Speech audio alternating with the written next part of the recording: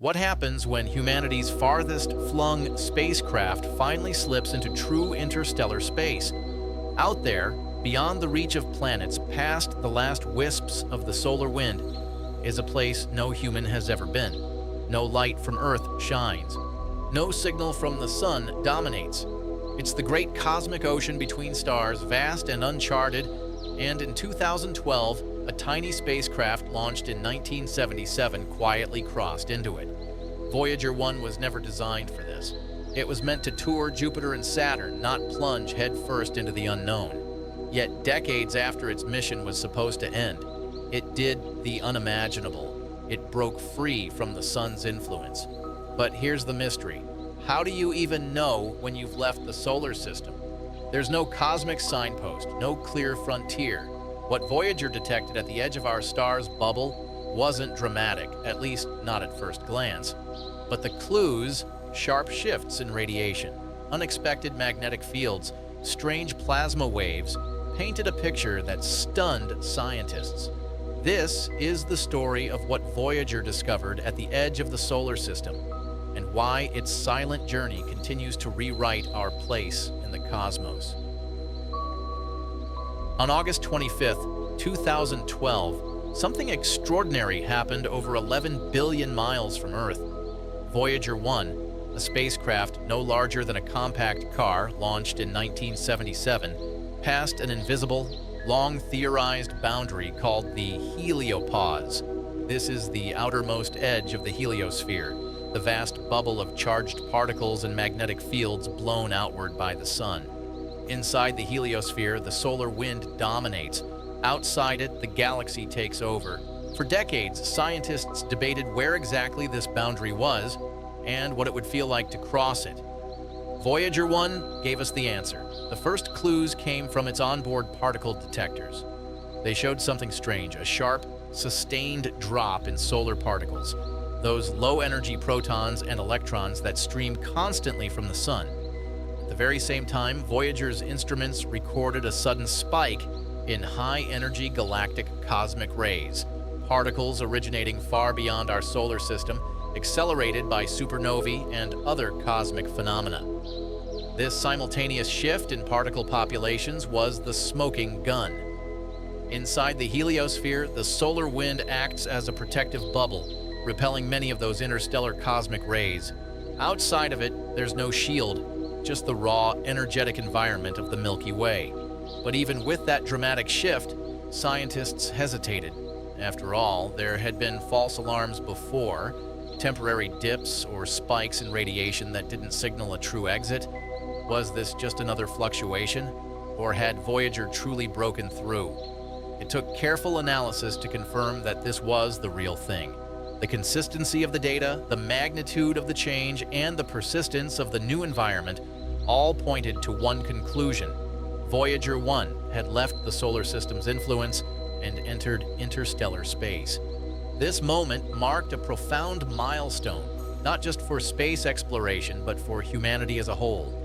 For the first time, a human-made object had physically crossed into the space between the stars. But what exactly was this new space like? What was the interstellar medium made of, and how would Voyager experience it? Scientists turned to Voyager's other instruments for more answers, because while that sudden particle shift was the first sign of something different, it was only the beginning, but that dramatic particle shift was only part of the story. As Voyager 1 moved beyond the heliopause, scientists eagerly watched its magnetometer for what many believed would be the final confirmation of its entry into interstellar space, a magnetic field flip. Here's why. Inside the heliosphere, the sun's magnetic field dominates. It flows outward with the solar wind and follows a spiral shape, twisted by the sun's rotation like water from a spinning sprinkler. Outside the heliopause, however, researchers expected that Voyager would enter a new magnetic regime. The galactic magnetic field, shaped by forces far beyond our solar system, was presumed to have a different orientation, perhaps even pointing in a nearly opposite direction. But when Voyager's magnetometer data came back, it revealed something completely unexpected. Instead of a dramatic shift in direction, the magnetic field barely changed. It remained aligned with the sun's field, same direction, same angle, leaving scientists puzzled. How could Voyager be in interstellar space, yet still measuring what looked like a solar magnetic signature? At first, some researchers questioned whether Voyager had truly crossed the heliopause after all. Could the spacecraft still be inside some extended region of the heliosphere that hadn't yet been mapped?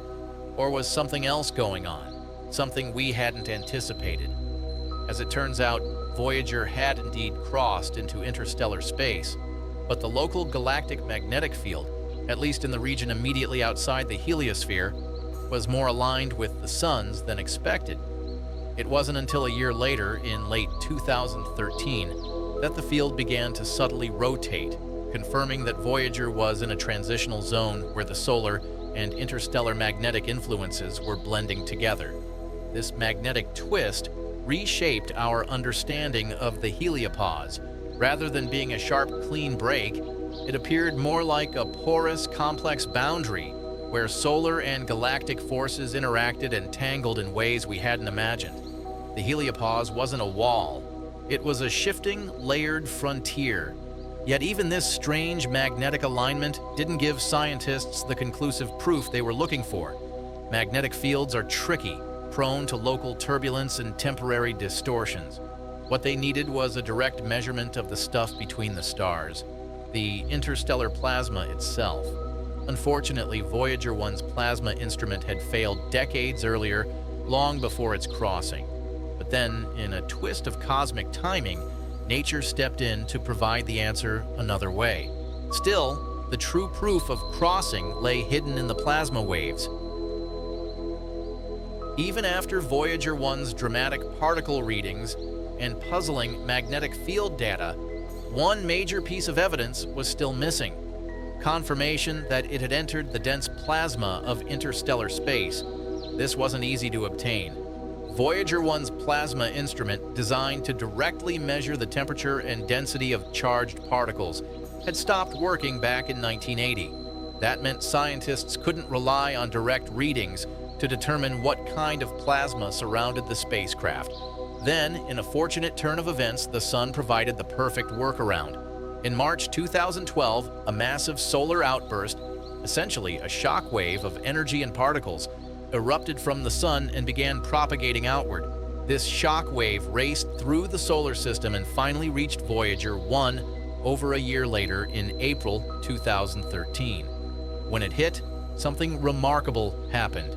Voyager's onboard instruments picked up plasma oscillations, high-pitched vibrations in the local plasma, triggered by the incoming shock wave. These vibrations occur at a frequency that is directly related to the density of the surrounding electrons. Even without a working plasma detector, this natural ping from the sun acted like sonar. By analyzing the pitch of the oscillations, scientists could infer the electron density of the medium Voyager was in. The results were astonishing. Inside the heliosphere, the plasma density is extremely low, just a few electrons per cubic centimeter. But the oscillations revealed that Voyager was in a region with about 0.08 electrons per cubic centimeter, 80 times denser than what's typical within the heliosphere. This was the smoking gun. The plasma around Voyager was far denser, colder, and more static than anything found inside the sun's bubble. It wasn't solar plasma anymore, it was interstellar. And because the sun's outburst had arrived months after the suspected crossing date in August 2012, this plasma confirmation acted like a time-delayed snapshot, retroactively proving that Voyager had been traveling through interstellar space for some time already. This breakthrough marked the moment scientists could say, with confidence, Voyager 1 was no longer just a solar system spacecraft. It was an interstellar probe. Yet, as Voyager continued its journey, its instruments picked up something even more subtle, a continuous, ghostly tone coming from the space around it. Not a spike from a solar shock wave, but something constant. And then came the faintest of signals. After the dramatic plasma oscillations of 2013, Voyager 1 kept moving deeper into interstellar space. But the surprises weren't over. In fact, the spacecraft began to detect something eerily beautiful, a persistent, low-frequency plasma hum. Unlike the sharp, loud bursts triggered by solar outbursts, this new signal was different. It was faint, narrowband, and continuous, like the quiet background hum of a distant engine. First detected in mid-2017, this plasma tone was subtle but unmistakable, and it was coming directly from the interstellar medium. So, what exactly was Voyager hearing? The interstellar medium, far from being an empty void, is filled with diffuse gas and charged particles, what scientists call plasma. This plasma isn't smooth or static. It shifts, ripples, and resonates with the faint echoes of magnetic turbulence, shock waves from distant supernovae, and even interactions with the outer edges of the heliosphere. Voyager 1's plasma wave instrument, still operational even without the original plasma detector, was picking up these whispering waves. By carefully analyzing the frequencies, researchers could measure the ambient electron density of interstellar space and even track how it changes over time. This continuous plasma hum gave scientists something they'd never had before, a way to listen in on the interstellar environment in real time. Not only does the signal confirm that Voyager is still moving through a denser, more turbulent region beyond the heliopause, it also reveals that the interstellar medium is far from uniform.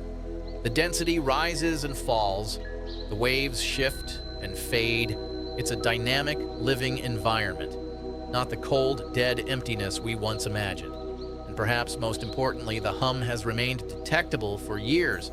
That means Voyager 1 is not just a one-time boundary crosser, it's an ongoing witness, a floating observatory continuing to deliver precious data from a realm no other spacecraft has yet reached. Even with aging instruments and dwindling power, Voyager 1 is still listening to the song of the stars.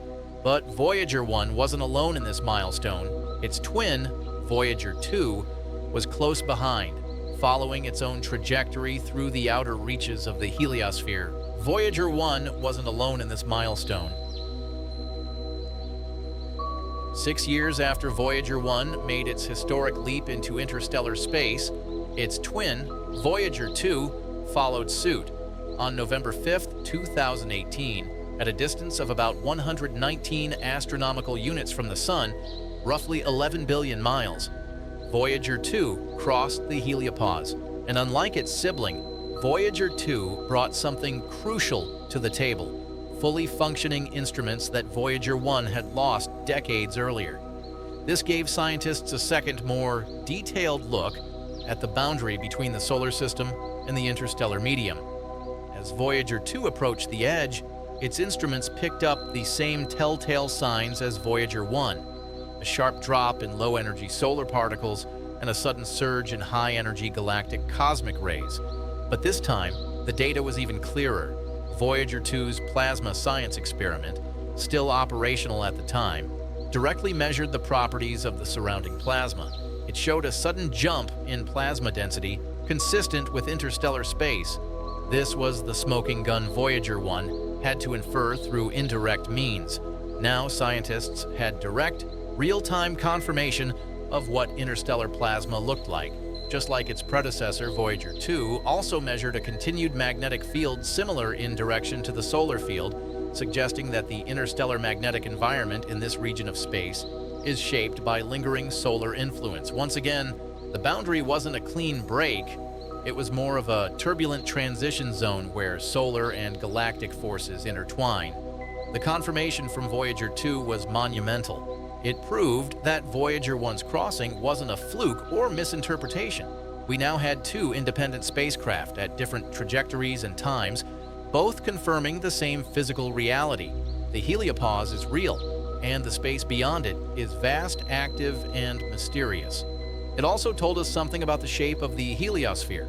Voyager 1 crossed at about 121 astronomical units, Voyager 2 at 119 astronomical units, but in a different direction. The heliosphere isn't a perfect bubble. It's warped and shaped by the interstellar medium, solar cycles, and magnetic pressures, more like a windswept, comet-like structure than a neat sphere.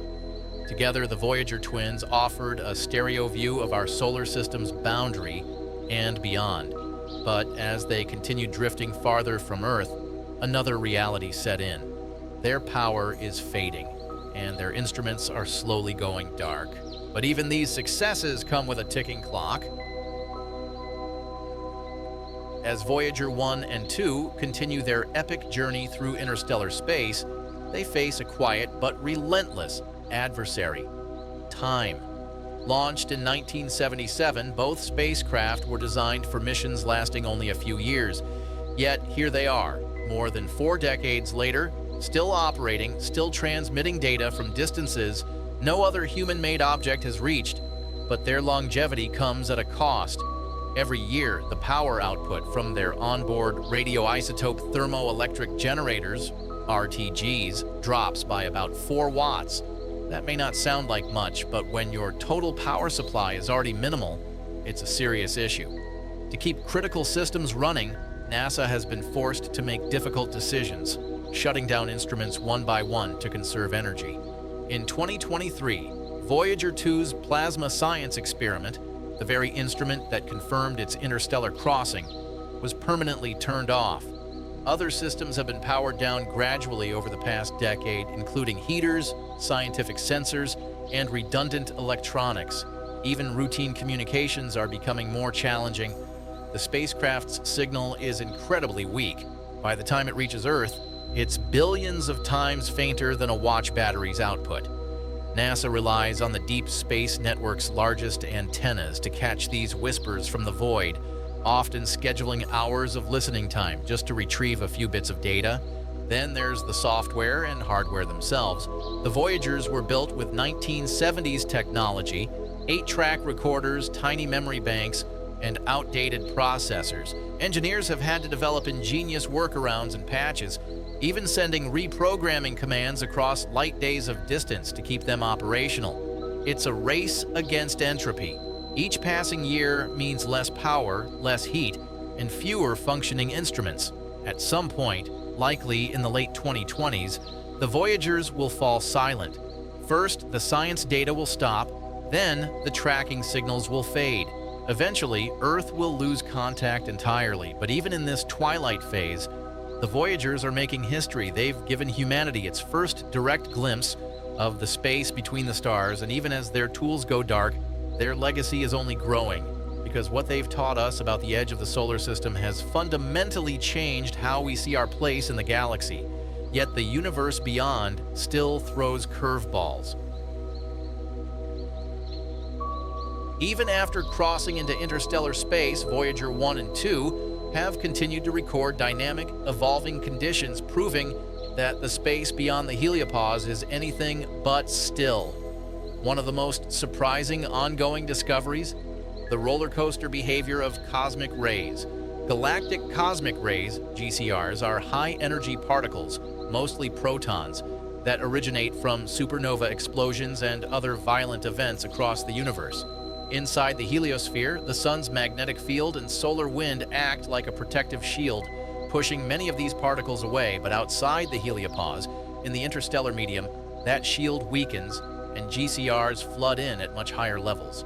So when Voyager 1 crossed the heliopause in 2012, scientists expected the cosmic ray levels to rise, and they did. But what surprised researchers was what happened afterward. Instead of stabilizing, cosmic ray intensity began to fluctuate. Peaks and dips in the data revealed that even far beyond the solar system, the sun's influence hadn't fully disappeared. Solar storms and coronal mass ejections, eruptions of plasma from the sun, can send shock waves rippling through the heliosphere and even into interstellar space.